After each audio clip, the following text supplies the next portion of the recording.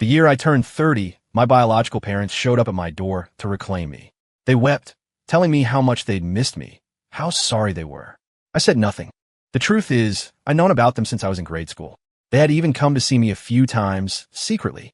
But because the son they had raised in my place had delicate health, they couldn't bear to hit him with the cruel truth. So they put it off, again and again. They waited until I was successful, until I'd built a multi-million-dollar company from the ground up with my own two hands. I was long past the age of needing help from my parents. I watched their tear-reddened eyes, and after a long silence, I agreed to go home with them. The Vance estate was enormous. The unfamiliar house, the overly eager parents, it all made my skin crawl. It was here that I finally met the person who had occupied my life for 30 years. Caleb Vance stood behind his sister, Chloe, his face a mask of anxiety. He was unnaturally thin. It was hard to believe he'd been raised in the lap of luxury. Ethan, my mother, Eleanor, said softly, "This is your sister, Chloe. And this is Caleb." I gave a curt nod, silent. A flash of hostility crossed Chloe's eyes. She didn't want me here. It made sense. Why would she welcome a stranger when she had 30 years of history with Caleb? Seeing my silence, Eleanor jumped in to explain. "Ethan, please don't blame Caleb. You can see his health. This was our decision." Before I could respond, Caleb, who had been shrinking in the background, spoke up. "I'm sorry," he whispered. "I never meant to steal your life." He stepped forward suddenly, grabbing my hand. "If you hate me, just hit me. I won't fight back." Before I could react, Chloe yanked him away. "Caleb, you did nothing wrong. Why are you apologizing?" She glared at me. This was his life to live. It has nothing to do with you. Tears streamed down Caleb's face as he stared at me, desperate for my forgiveness. Beside him, Eleanor dabbed at her own eyes. My father, Richard, just sighed and said nothing. They were all waiting for my answer, waiting for me to say the words, "I forgive you." But the damage they did is something I will never forget. I forced a tight smile. "If you get the chance, you should go see the man who raised you. He misses you a lot." I had known about Caleb for years. The man who raised me, my foster father, told me the truth back when I was in elementary school. I wasn't his son. I wasn't shocked. I'd suspected it for a long time. My foster parents were from the deep hills of Appalachia, short, wiry, with skin weathered by the sun. I was tall with a fair complexion, a complete alien in that small, forgotten town. We were opposites in every way. When he saw I was unfazed, he beat me again. Through his drunken rants and brutal fists, I pieced together the story. His son and I had been born in the same rural hospital. Both our mothers had the last name Cole. A nurse made a mistake. He only found out when his biological son was hospitalized and needed a blood transfusion, revealing they weren't related. After a long search, they found me. Back then, I was naive enough to think my real parents would come for me immediately. What parent could stand to let their child suffer? Even my abusive foster father, a drunk and a gambler who wallowed in every kind of filth, still wanted his own flesh and blood back. I spent that entire summer sitting on the porch steps, waiting for a car to pull up and rescue me from that hell. People walking by would taunt me. "Still waiting for those rich parents of yours, kid? Keep dreaming." By the end of the summer, the stone steps were worn smooth from my waiting. I told myself it was just a long drive from New York City. They just hadn't found the time yet. My words landed like a bomb. Chloe erupted. She shielded Caleb with her body and snapped. "Ethan, what the hell is that supposed to mean? Everyone knows that man is a monster. You want my brother to go back there and suffer?" Hearing that, I couldn't help but laugh. So they knew. They knew everything. Our first meeting ended in disaster. I was given a guest room on the second floor. It wasn't large, but it was fully furnished. Everything inside was exactly what I had dreamed of as a kid. It was identical to an essay I wrote in middle school titled My Dream House. It had been so long, I'd forgotten what I wrote, but I knew that the hope I once had for a family had been eroded away by years of waiting. Eleanor stood in the doorway, her eyes filled with a desperate, pleading hope. I knew what she was doing. She wanted me to be so moved that I would forgive them for their 30-year absence. But I couldn't. I couldn't even pretend. I ripped the cartoonish Star Wars bedsheets from the mattress and replaced them with the plain white ones I brought with me. "Ethan," she said, her voice trembling slightly, "I thought you loved Star Wars." I grew out of it a long time ago. I efficiently remade the bed. The room was a monument to their guilt, not their love. They were just trying to buy my forgiveness. Chloe appeared out of nowhere, my actions apparently enraging her. "Ethan, do you have any idea how long Mom spent putting this room together for you?" I shook her hand off me. "No. Don't you dare act like we owe you something," she hissed. "We're victims in this, too. The absurdity of it made me laugh. Then who's to blame? I shot back, my voice sharp. Me? The force of my question silenced the room. Eleanor started crying again. Chloe stood there, speechless. I wasn't what they expected. They thought I was some stray dog, starved for the warmth of a family, who would be pathetically grateful for whatever scraps they threw my way. When they realized I wouldn't play their game, the frustration turned to anger. I ignored them and continued unpacking. That night, I slept in a house I had once dreamed of, but the dream itself was long dead. The next morning, I went out for a run. Caleb was waiting for me halfway down the driveway. He was drinking a carton of milk, looking me up and down with an insolent air. "So, Ethan," he began, a smirk playing on his lips, "how do you like the room I decorated for you?" He spoke with the casual arrogance of the master of the house. When I didn't answer, his smirk widened into a sneer. Yesterday's frail act was gone, replaced by pure, spoiled pride. "Do you know why they finally brought you back, Ethan?" He blinked slowly, the mockery in his eyes deepening. "The truth is, I've known who we were for years. The first time Mom and Dad were going to get you, I injected myself with a nasty strain of the flu. The second time, I accidentally threw myself down the stairs." A triumphant grin spread across his face. "They held me in their arms and said you were a walking curse. After that, they never mentioned bringing you home again." His voice was a soft murmur, but every word was a dagger. I met his gaze and offered a brilliant smile of my own. A second later, my fist crashed into his face. Caleb hit the pavement, his cheeks swelling instantly. He clutched his face, his eyes wide with disbelief. No one had ever dared to touch him. "You bastard," he choked out. "Are you insane?" I said nothing. I straddled his chest and hit him again and again. The arrogant defiance vanished from his face, replaced by terror. I grabbed him by the collar, my voice a low whisper in his ear. "You ever wonder if you can drown a man in milk?" His eyes widened in horror as I forced the carton to his lips and poured. Caleb thrashed beneath me, gurgling sounds catching in his throat as the white liquid mixed with tears and snot on his face. Just before he passed out, I shoved him off me. He collapsed on the ground, vomiting and gasping for air. His body shook with uncontrollable tremors, pure terror in his eyes. He couldn't speak. I wiped my hands, then stuffed the empty milk carton into his mouth. "Get lost." At lunch, the housekeeper called me to the dining room. Only Richard and Eleanor were there. As I sat down, Eleanor kept putting food on my plate. Halfway through the meal, Richard finally spoke. "Did you and Caleb have a disagreement?" I wiped my mouth and nodded, meeting his gaze directly. "Yes." He seemed taken aback by my bluntness, but didn't reprimand me. "You've just returned. It's normal for brothers to have some friction while they adjust. The three of you will figure out." An awkward silence fell over the table. A few minutes later, Eleanor broke it. "Ethan, you might not know this," she started, forcing a smile. "Our family has a long-standing relationship with the Rossi family. When I was pregnant with you, we made a marriage pact." She beamed. "Now is the perfect time to finalize the engagement." I let out a cold laugh. So this was it. Caleb didn't want the marriage, so they finally remembered they had another son. This was why they brought me back. I looked my parents straight in the eye. "I'll do it." Eleanor's smile grew wider. "I just knew you would." I held up a hand, cutting her off. "But I have conditions." They exchanged a look, a silent sigh of relief passing between them. Conditions they could handle. They were business people. Negotiation was their language. "I want 8% of Vance Corporation stock." My voice, cold and clear, echoed in the living room. The house fell completely silent. Eleanor stared at me, certain she had misheard. "Ethan, you must be joking." "I'm not joking," I said, sitting up straighter. "If you want me to sell myself for the Vance family, I want my payment in equity." Bang! Richard slammed his hand on the table, rising to his feet with a roar. "What do you mean, sell yourself? You're our son. The pact was made for you." As CEO, his anger was a palpable force. But I wasn't afraid. "Mr. Vance," I said calmly, "my birth certificate lists one parent. Legally, other than a DNA match, I have no connection to you." I pulled out the file I had prepared.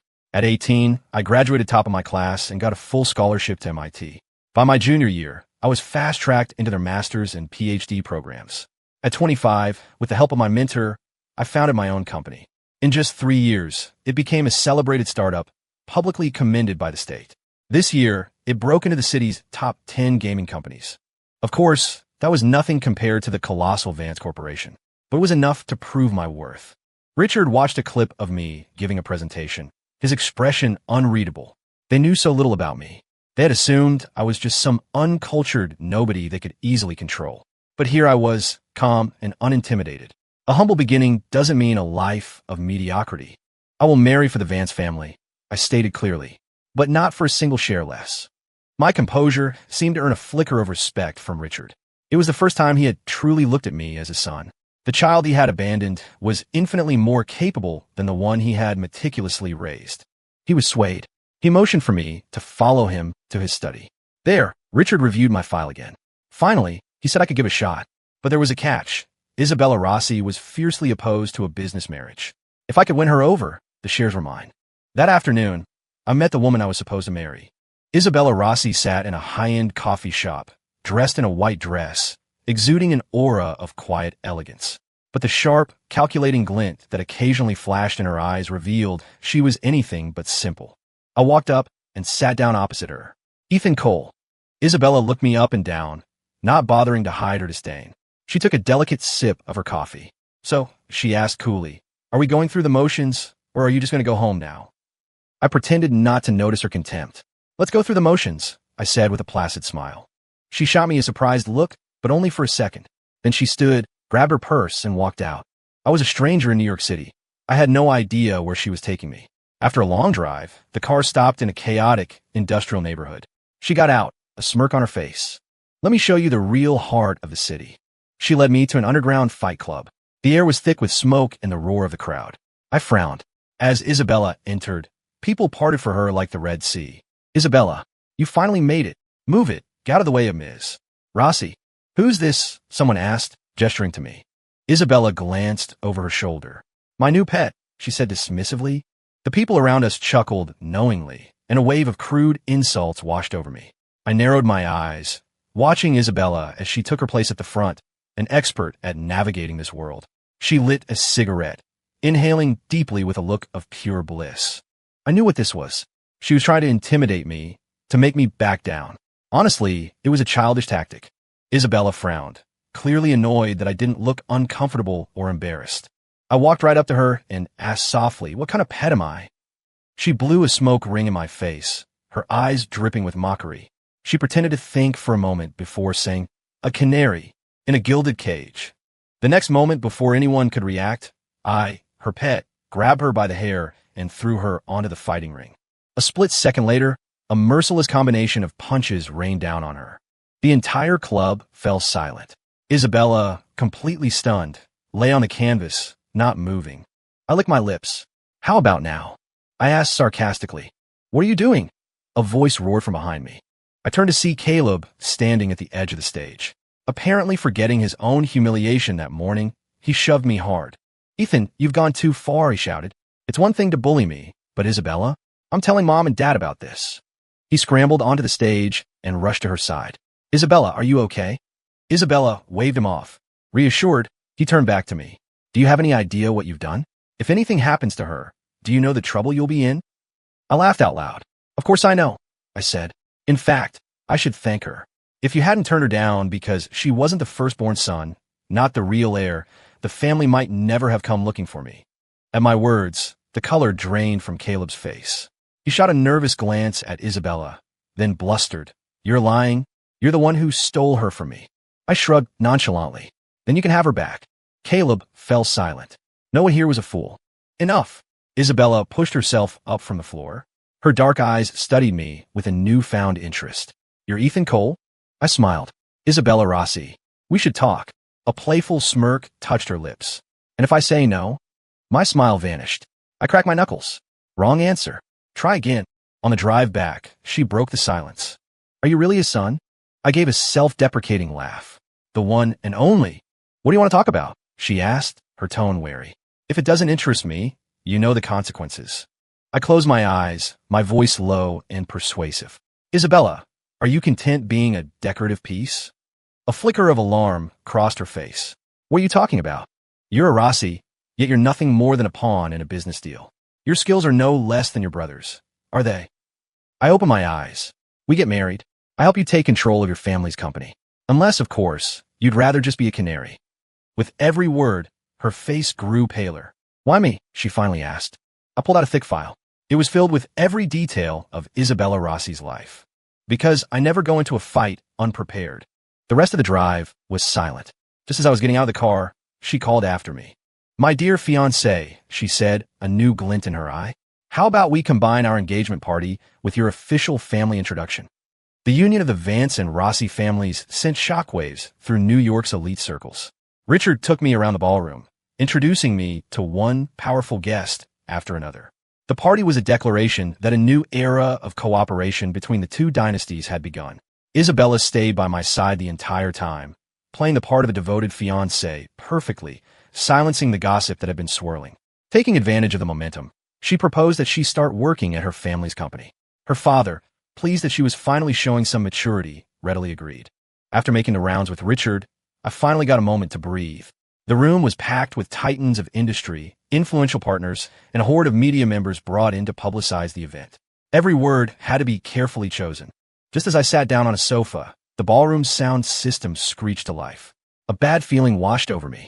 A moment later, Caleb appeared on the stage, microphone in hand. Richard had been looking for him and Chloe before the party started. Now I knew why. Dressed in a lavish tuxedo, Caleb looked at Isabella with a tragic expression. "Isabella," he began, his voice shaking. "I've been struggling with this for a long time, but I have to tell you the truth tonight." Isabella's brow furrowed slightly, but she maintained her poise. "I know this is sudden, but I can't stand by and watch you be deceived. I don't want you to live with regret." His eyes were red as he locked his gaze on her. His performance sparked murmurs throughout the crowd, with curious glances darting between the three of us. Before he could say more, Vance family security guards moved in and began dragging him off the stage. Seeing their plan about to fail, Chloe gritted her teeth, darted onto the stage, and snatched up the remote control he had dropped. The massive screen behind the stage flickered to life. Before an image appeared, a man's slurred, angry voice filled the room. "You little bastard. Your daddy's so rich. How come he don't want you?" The image appeared, a burly man viciously kicking a small boy, no older than 10. "Wasted my damn food for all these years, and you ain't even my blood. You goddamn animal." The sudden turn of events captured everyone's attention. The scene on the screen changed. The boy was now a teenager, maybe 15 or 16. He was filthy, his clothes torn, his body covered in a lattice of scars. "Your real dad abandoned you. Why are you even still alive? You ungrateful parasite. I'm gonna beat you to death today."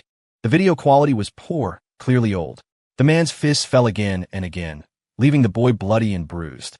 "You were born to be my punching bag, you little piece of trash." Another kick sent the boy flying several feet. The video froze on his face, younger but unmistakably mine. The room erupted in gasps and whispers. All eyes flickered between me and the screen. The video was just a snapshot of the beatings I'd endured for over a decade. The worst one was from that summer I'd waited for them, when my foster father would beat me and film it, trying to blackmail the Vances into returning his real son. He knew they were powerful and would eventually see it, so he held nothing back. The video ended with the image of the boy's body twitching on the ground. A dead silence fell over the ballroom. My most humiliating moments were laid bare for the world to see. I could feel hundreds of eyes on me, a mixture of pity and scorn. Chloe's voice rang out, clear and sharp. "Isabella, my brother couldn't bear to see you deceived. I'm sure Ethan never told you he's disabled. He's deaf in one ear and his leg." Another wave of security guards swarmed the stage. Below, Eleanor was sobbing, her body swaying. She stumbled toward me and threw her arms around me, wailing, "You've suffered so much. My baby, it's all my fault, all my fault." Richard's hands were clenched into fists, his eyes blazing with fury. I stood there numbly as she clung to me. I felt no warmth, only a rising wave of nausea.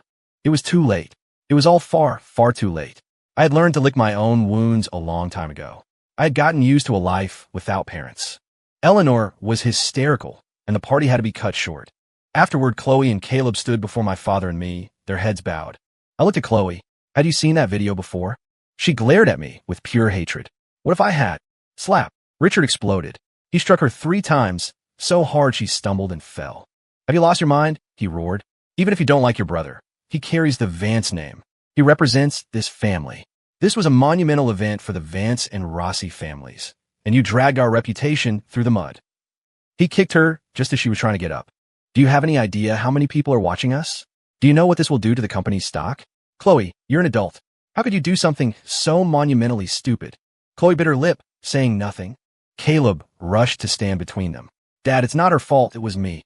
Richard slapped him across the face before he could finish. Shut up. In the end, Richard cut off Chloe's credit cards. But Caleb, the mastermind, received no punishment at all. After sending them away, Richard turned to me to discuss how to manage the PR fallout. I was unfazed. That's not my shameful past, I said calmly. That's the road I walked to get here. I don't feel inferior because of it. There's nothing to be ashamed of. My voice was firm. The lower my starting point, the more impressive my success becomes. Instead of suppressing this story, we should promote it. In this narrative, I'm the victim. We can use this to build my brand. Richard considered this for a moment, then nodded, a look of grudging satisfaction on his face. He was a businessman first. There was no emotion between us. In his eyes, profit was all that mattered. Only after we had settled the business did he seem to remember I was his son. His gaze drifted to my ear. I cut him off before he could offer any meaningless platitudes. It's time to honor your promise regarding the stock. He stared at me for a long time without speaking. After the papers were signed, I turned to leave without a second thought. As I opened the door, his voice, trembling slightly, came from behind me. Your ear. The doctors said it's permanent. Just before the door closed, I thought I heard him sigh. I went down to the living room to find Eleanor sitting on the sofa, her eyes red and swollen. She looked at me timidly, her mouth opening and closing. Before she could form a word, tears started streaming down her face again. I didn't wait. I turned and went back upstairs. Over thousands of nights, I had read countless novels about the poor child and the rich heir switched at birth. I had fantasized about the lavish life I would lead when I returned to my real family. But in none of those stories did the parents refuse to bring their own child home. The next day, my story was everywhere, the top trending topic online. My entire life was laid bare for the world to see. The media dubbed me the self-made prodigy, born to wealth, but tasted the dregs of human suffering, built an empire from nothing. As my star rose, Caleb's inevitably fell. His 30 years of pampered mediocrity were picked apart by tabloids and social media. The narrative was spinning out of control. I knew Richard was letting it happen. As promised, I started Advance Corporation. No one took me seriously at first. They assumed I was just a figurehead. With Caleb as the crown prince and Chloe backing him, everyone thought I'd be ostracized and pushed out. They were wrong. With my status as Isabella Rossi's fiancé, I was put in charge of all joint projects between our two companies. Battle by battle expanded my influence. At the same time, my own gaming company entered a new phase of explosive growth. My old mentor was running things there, so I had no worries. 6 months flew by. I practically lived at the office, rarely returning to the Vance estate. In that time, I delivered incredible results for the company, earning the respect of everyone who had once underestimated me. One evening, my phone rang. I glanced at the date and realized it was Thanksgiving. It was Eleanor, asking if I was coming home for dinner. After a moment's hesitation, I put on my coat and left the office. The Vance mansion was ablaze with light. As I approached the door, I could hear laughter from inside. In the dining room, Eleanor and Caleb were busy in the kitchen, while Richard and Chloe were helping set the table. It was as if the disastrous party had never happened. Everything was back to how it was. My arrival shattered the happy atmosphere. Richard was the first to recover. "You're just in time. We need to talk." Since I joined the company, our relationship had been strictly professional. He was impressed with my performance, and I had no interest in feigning a father-son bond. But recently, we had clashed over a major tourism development project the government was backing. In his study, Richard's face was dark. My proposal documents were scattered at his feet. We had just had a furious argument. I had called him a coward, saying things no one else would ever dare to. His rage was proof of his weakness, his guilt, his fear. He was getting old, with no appetite for risk. But I was young and hungry. A knock came at the door. "Dinner's ready," Chloe's voice called out. At the table, Eleanor desperately tried to smooth over the tension. "Caleb, didn't you get a gift for your brother? Why don't you get it to him now?" I looked up and my eyes met his. A sly smile touched his lips as he handed me a white box. I couldn't tell what was inside. Chloe, impatient, snatched it and opened it for me. The words "hearing aid" burned into my vision. Chloe frowned. "Caleb, why would you give him this?" Caleb clapped his hands together. "It's practical. I did my research. This is the top-of-the-line model." I took the box from Chloe. Caleb, confident I wouldn't make a scene, continued with a grin. "This model works for people who are completely deaf in both ears. It'll be more than enough for someone who's only half broken." He was reminding me, no matter how successful I became, I would always be damaged goods. I smiled. Then I hurled the box and the hearing aid, smashing them against his face. The entire reason I fought so hard was so I would never have to take anyone's crap again. It was so I could live with my head held high. Ah! Caleb cried out, clutching his face. Eleanor rushed to his side. Ethan, even if you don't like it, you can't resort to violence. I narrowed my eyes at Caleb. You're a parasite who's lived off my name your entire life. What exactly are you so proud of? I'm proud that my starting line is a finish line you'll never reach in your entire life, he screamed, shoving Chloe aside. He looked up, his eyes filled with venom. Why couldn't you just stay a poor kid? Why did you have to go to college? Why did you have to be better than me? Why didn't that bastard just beat you until you were deaf in both ears? The atmosphere froze. Caleb was hysterical, beyond Eleanor's control. Richard finally slapped him hard across the face. The family descended into chaos. I let out a sneer, grabbed my coat, and walked out. I had no patience for their pathetic family drama. But as I reached the front door, Eleanor ran after me. Your brother is just sick, she pleaded, grabbing my arm. He's afraid you'll take his place. Please, don't be angry with him. A bitter, incredulous laugh escaped my lips. Even now, after all that, her only concern was him. Decades of repressed anger finally exploded. I stared into my mother's eyes. He's all you see. Have you ever, for 1 second, thought about me? My left ear is deaf. My femur was shattered. I've had 8 broken ribs, and my arm is full of steel plates. I took a step back from her. You have no idea what my life has been like, I said, my voice shaking with rage. Every single day was a race against death, fighting stray dogs for scraps. You will never, ever understand. My raw fury stunned her. Richard and Chloe, who had followed her out, froze in place. They had never seen me like this. Since the day we met, I had been aloof, detached, indifferent. I wiped the tears from my face and began to laugh, a wild, broken sound. I could finally admit it. I hated them, and I would never, ever forgive them. After that night, everything seemed to return to normal. I continued to work day and night. Everyone acted as if that horrible Thanksgiving dinner never happened. I heard whispers that Caleb had started to take his work more seriously. Vance Corporation was now split into 2 factions. One side, mine, argued for going all in on the new tourism project, a massive gamble that could establish the company as a global leader. The other, the old guard, believed the risks were too great. The undercurrents of conflict were strong. In the end, the board of directors sided with me. Isabella was also making progress. Her brother was a tyrant, and the executives he oppressed became her allies. The joint construction project between the Vance and Rossi families had begun, a 5-year endeavor. The first phase was underway, everything proceeding smoothly under my direction. I was simultaneously managing Vance Corp's new direction and helping Isabella consolidate power within her family's empire. Unconsciously, the trust between us deepened. My late nights at the office, once a solitary affair, now often included her. Another year passed. Caleb, desperate to prove himself, led his team by cutting corners and exploiting loopholes. He made one mistake after another, earning the ire of the entire company. Meanwhile, the first phase of our joint project with the Rossi family was complete and ready for inspection. Everything on that front was a success. But with Isabella, something went wrong. I was sitting in my car when I saw her hurrying out of a hotel, her clothes in disarray. When she saw me, she frantically tried to straighten her collar. In that moment, I caught a glimpse of dark bruises on her thigh. She began, but I cut her off by handing her my overcoat. Put this on. She looked down like a child caught doing something wrong. I'm sorry. I said nothing. I'd heard that phrase too many times. That night, I went back to the Vance estate. I hadn't been there since Thanksgiving. Chloe had taken the fall for one of Caleb's biggest mistakes. Richard had protected her by sending her overseas to study. Eleanor was traveling with Caleb, helping him hide from the board's inquiries. Richard was home alone.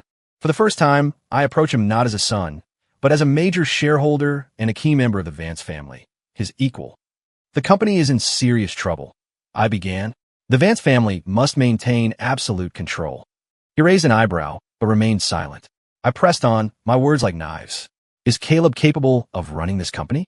Can Chloe handle the responsibility? You already know the answer. If you don't back me, the Vance Corporation will soon have a different name on its letterhead. I'm the only one who can save this family. A flicker of hesitation crossed his face. We talked for a long time. An hour later, a hearty laugh echoed from the study, spoken like a true Vance.